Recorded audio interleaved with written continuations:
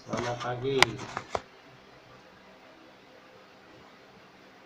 Untuk mengembangkan usaha untuk mobil, terutama untuk kendaraan bak terbuka. Jadi kalau untuk bisa menyediakan tersebut butuh terutama pendukung yang paling terbesar adalah penjualan Pomini 10 unit. Ke depan harapan bisa menyediakan kendaraan untuk membawa Pomini dan tidak perlu sewa. Maklum usaha ini walaupun berjalan sudah menghampiri 3 tahun, awal bulan Juni nanti perlu proses. Pertama adalah bos pertama, yang kedua pemindahan untuk menjadi pemilik bos pertama. Jadi pengolahan butuh dana yang cukup besar. Segala fasilitas harus disiapkan. Jadi kalau misalnya penjualan bisa mencapai 60 unit sampai akhir tahun, mudah-mudahan tahun depan sudah bisa menyediakan lahan dan siap untuk paket 100 juta, yaitu Pomini, toko modern, kafe bisnis, galeri, dan jual handphone atau agen pulsa. Itu paket 100 juta dari sistem cara baru bintang 5. Inilah impian saya untuk tahun ini, bisa kerja keras. Khusus tahun ini kalau bisa terjual 100 unit. Cara kerjanya ya saya sudah bekerja dan berusaha melalui sistem digital 100% melalui sistem cara baru bintang 5, dan harapan Jim dari mulai bulan 6, bulan 7, bulan 8, bulan 9, bulan 10, dan bulan 11 sampai bulan 12 itu penjualannya melejit sehingga tercapai yang diinginkan. Itu adalah kehendak Tuhan yang bisa memberikan mukjizat dalam penjualan Pomini. Kalau itu tembus berarti masyarakat Bangka yang memasang melalui Jim itu bisa makmur dalam waktu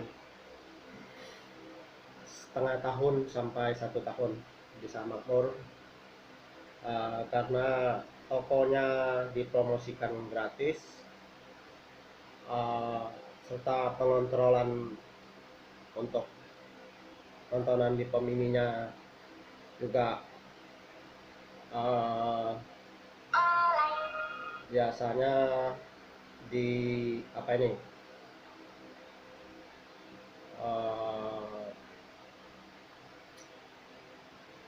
dikontrol ya sampai dia balik kembali modalnya ya. Setelah balik modal itu berarti dia sudah mulai maju dan sukses untuk dia capai. Dan fasilitas gratis masuk sistem cara baru bintang 5 itu sampai di akhir Desember bersama yang memberi sponsor, itu dia akan masuk juga sistem cara baru bintang 5 secara gratis. Kalau dia sudah serius menjalankannya, dia dapat gaji pokok dan komisi dari penjualan, khusus penjualan Pomini. Itu target saya. Jadi sekarang ini sudah mulai berjalan untuk promosi dapat gaji pokok dan gaji komisi ya bagi yang sudah masuk sistem cara baru bintang 5. Jadi saya harapkan dari pemerintah, minyak jangan dipersulit, baik Petralit maupun Pertamax. karena tujuan saya kerja untuk membantu masyarakat, membantu pemerintah, membantu Pertamina untuk mengembangkan usahanya, membantu masyarakat supaya beraktivitas tidak terganggu gara-gara pengambilan minyak untuk bisa beraktivitas sehari-harinya, baik itu nelayan, petani maupun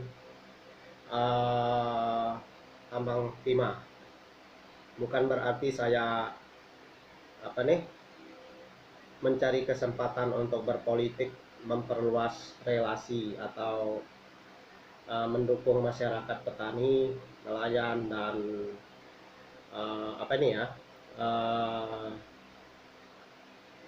tambang timah ya. Jadi memang ini adalah kerjaan saya, tapi ya di sisi kedua saya untung juga karena saya terjun ke politik. Kalau saya mencalonkan gubernur, banyak masyarakat Bangka yang suka sama saya ya. Kalau saya mencalonkan presiden, masyarakat pengusaha pemini seluruh Indonesia ya cap jempol buat saya karena memperjuangkan pengembangan pemini dan memperjuangkan masyarakat petani yang kurang lebih seluruh Indonesia ini 70% masyarakat petani. Jadi Anda harus hati-hati yang berpolitik, jangan mempersulit petani. Petani itu masanya 70% dari penduduk Indonesia loh, perkiraan saya ya. Nelayan kurang lebih mungkin 5%, dan tambang timah itu khusus Bangka itu kurang lebih belasan ribu ya, mungkin ada 15.000 ya. Jadi Anda yang berpolitik, Anda yang mau memikirkan masyarakat, jangan membatasi masyarakat untuk mengerit pakai jerigen, tidak masalah ya. Anda anggap aja mereka perjuangan dari nol ya, susah payah mereka untuk menghidupin keluarga. Kalau di stop mereka kesulitan ya, terutama yang mengambil minyak petralit pakai jerigen. Saya sebenarnya sangat salut di saat saya mengisi bensin ada mobil mengisi pakai jerigen atau motor mengisi pakai raga, bahasa Bangkanya pakai keranjang, karena perjuangan mereka untuk mencari nafkah ya. Jadi saya rasa tidak perlu ada dibikin kesulitan dalam penambangan timah, dalam pengambilan minyak bahan bakar, maupun untuk petani atau nelayan ya. Semuanya kalau pemerintah berpihak kepada masyarakat, biarlah masyarakat yang mengolah semuanya.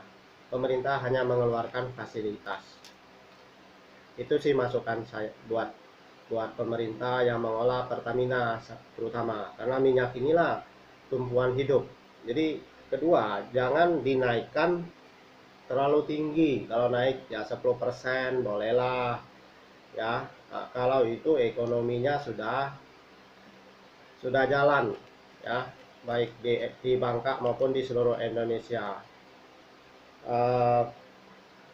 Sebagai masyarakat, sebagai pemerintah harus memperjuangkan bagaimana minyak itu semurah mungkin ya. Jangan dinaikkan terus, inflasi naik, biaya hidup naik, kebutuhan naik, masyarakat jadi turun semangat berjuang terus, tapi hasilnya tidak bisa melebihi dari biaya hidup, bahkan ada yang kekurangan. Ayo kita pikirkan, prediksi saya 40% penduduk Indonesia itu masih miskin. Jadi yang pemerintah perlu pikirkan itu adalah 40% penduduk yang miskin. Yang 60% itu mereka sudah bisa urus sendiri, pribadi mereka masing-masing. 40% ini yang perlu perlu pemerintah perhatikan ya. Jadi saya bukan hanya mementingkan pribadi saja untuk promosi usaha saya, tapi saya mau membantu masyarakat, memberi masukan kepada pemerintah dengan bijak memerintah ya. Bukan bukan berarti saya kontra dengan pemerintah. Saya hanya melalui YouTube. Kalau masyarakat mahasiswa dia pakai demo. Demo itu istilahnya penerapannya masih manual. Jadi saya berharap juga mahasiswa kalau demo yang tidak tepat ya jangan demo lah, sayang waktu, sayang tenaga ya.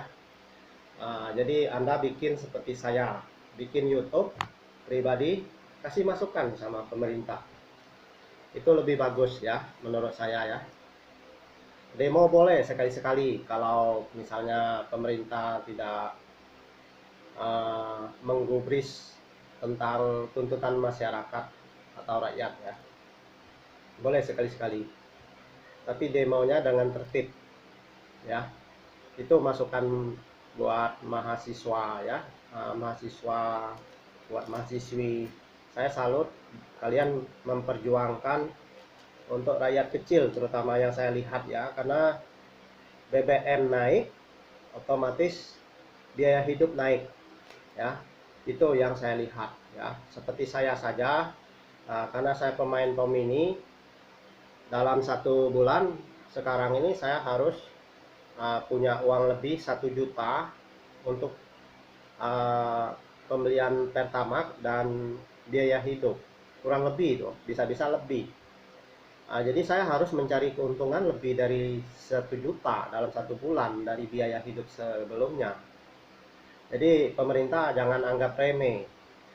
Saya anggap aja golongan di luar kemiskinan ya, bukan sombong ya, tapi biaya hidup masih terpenuhi lah ya. Tapi dengan kenaikan BBM 1 juta itu buat saya bisa makan di restoran yang mewah ya. 1 juta itu bisa membuat saya untuk beli pulsa, beli apa misalnya ya, beli pakaian atau saya untuk jalan-jalan rekreasi. Jadi memang pemerintah memindahkan ibu kota ke Kalimantan itu sangat bagus ya, untuk menghemat BBM di Jakarta, terutama kota-kota yang macet, terutama ibu kota Jakarta lah ya. Itu saya dukung, itu tepat pemindahan ibu kota di Kalimantan, karena masyarakat ada menanyakan kepada saya apakah itu bagus dipindahkan ke Kalimantan. Saya jawab bagus. Karena saya lama di Jakarta, kalau tidak dipindahkan semakin banyak penduduk di Jakarta, itu sangat banyak juga butuh bahan bakar dalam sehari ya, karena kemacetan itu banyak boros BBM ya. Jadi itu bagus buat presiden yang memindahkan ibu kota Jakarta ke Kalimantan, itu sangat bagus. Tapi kalau kita sebagai pemimpin, saya kurang lebih 10-15 tahun yang lalu ada kasih masukan buat siapa yang jadi presiden, siapa yang memegang pengolahan minyak, jangan sekali-sekali dinaikkan harga minyak sangat tinggi. Kita belajar dari yang sudah lalu. Saya pernah ngalamin kebangkrutan usaha yang sudah puluhan tahun dirintis, yang sudah jaya, tapi langsung drastis turun, drastis ekonomi saya, bisnis saya ya. Akhirnya saya terpental ke bangka ya. Kalau saya ekonominya bagus waktu itu sudah kaya raya ya. Jadi jangan diulang lagi pengolahan ekonomi. Kalau orang pintar, BBM boleh dinaik, tapi mungkin 5-10% dinaikkan ya. Mungkin masyarakat tidak berat ya. Tapi masukan saya lagi, kalau bisa presidennya, Pertaminanya membangun, kalau bisa dibangunlah seluruh Indonesia kalau minyak ada di setiap provinsi. ya. Itu masukan buat pemerintah ya. Kedua,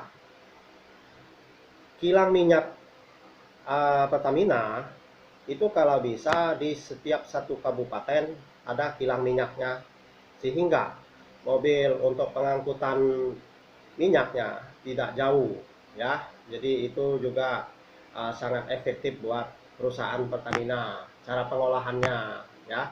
Itu menurut saya lebih efektif. Jadi itulah ya yang penting. Karena minyak ini juga kalau bisa diciptakan oleh profesor-profesor. Selain minyak sawit, ada minyak-minyak yang lain yang bisa membuat bahan bakar ya. Itu profesor tugasnya ya, salah satunya ya. Temukanlah minyak-minyak yang bisa mengolah bahan bakar, sehingga bahan bakar bisa murah. Apalagi Indonesia ini kaya alam ya, kaya akan bumi ya. Jadi makanya profesor-profesor bisa menyelidikin bagaimana cara membuat minyak bahan bakar ya. Saya lihat itu ada dari ya macam-macam ya sebenarnya infonya. Teruskan supaya bisa menjadi bahan bakar ya. Sekian dulu untuk infonya, semoga bermanfaat buat pengolahan bahan bakar dan penerapan dari pemerintah, serta pemasaran saya, serta pengolahan bisnis saya. Jadi harapan saya tidak ada rahasia baik di minyak, baik di penambangan timah. Cuma kalau penambangan timah harapannya kapal isap itu kalau bisa jaraknya 2 kilo dari pantai, supaya nelayannya bisa bernelayan ya, itu yang terpenting. Kedua, untuk lingkungan hidup, kalau bisa jangan dekat rumah penduduk mengambil timahnya ya. Ya mungkin 5 kilo dari rumah penduduk ya. Kalau dekat ya Anda gali, Anda setelah ambil ya ditimbun balik itu ya, ditimbun balik segera. Itu janji komitmen Anda kalau Anda mengambil timah dekat rumah penduduk ya. Itu masukan dari saya saja ya. Pemerintah yang mempertimbangkannya. Karena yang untuk di laut pengambilannya kalau 2 kilo berarti selain kita memikirkan nelayan, dan kita bisa memikirkan untuk wisatanya, airnya bisa bening di pinggir pantainya ya. Itu ya masukannya ya. Sekian dulu, terima kasih.